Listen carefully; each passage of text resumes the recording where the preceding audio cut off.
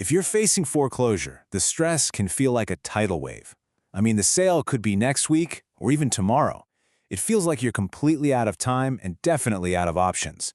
But what if I told you there was a legal tool, a sort of emergency brake that you could pull right now to stop the whole process cold? Well, that tool is very, very real. And today, we are going to break down exactly how you can use it.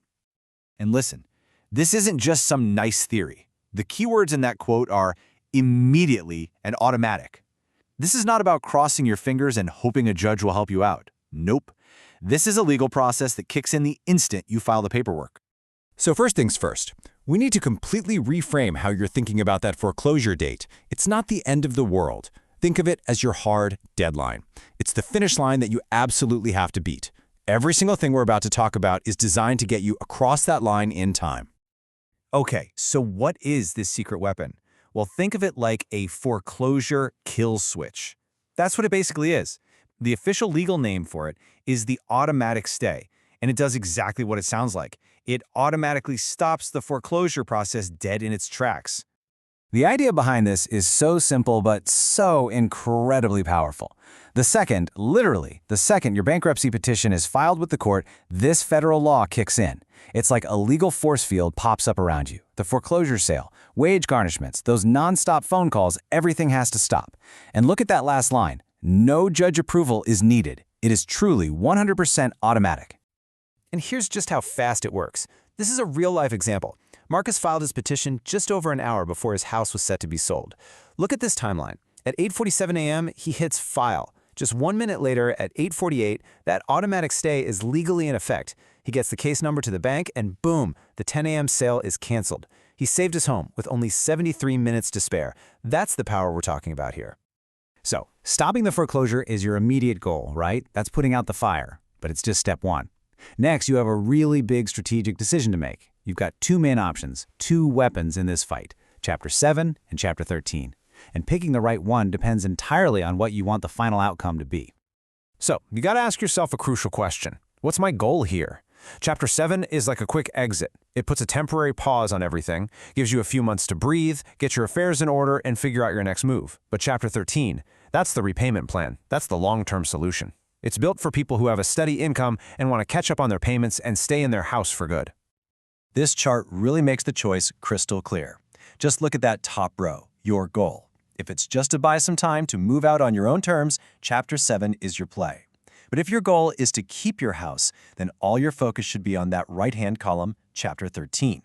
Now, for Chapter 7, you have to pass what's called a means test, which basically just proves your income is below a certain threshold. For Chapter 13, on the other hand, you have to show that you have a steady income enough to handle that 3 to 5 year repayment plan.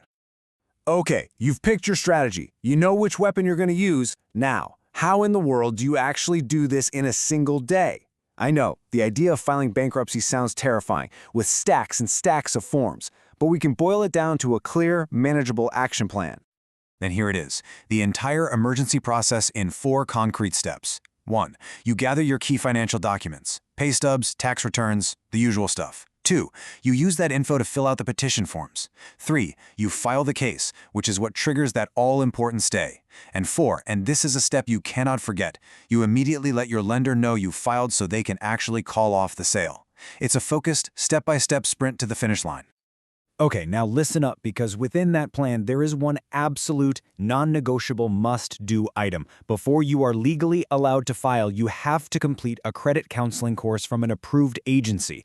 There's this story about Angela. She did everything else perfectly, but she forgot this one little certificate. Her case got rejected, and she nearly lost her house because of it.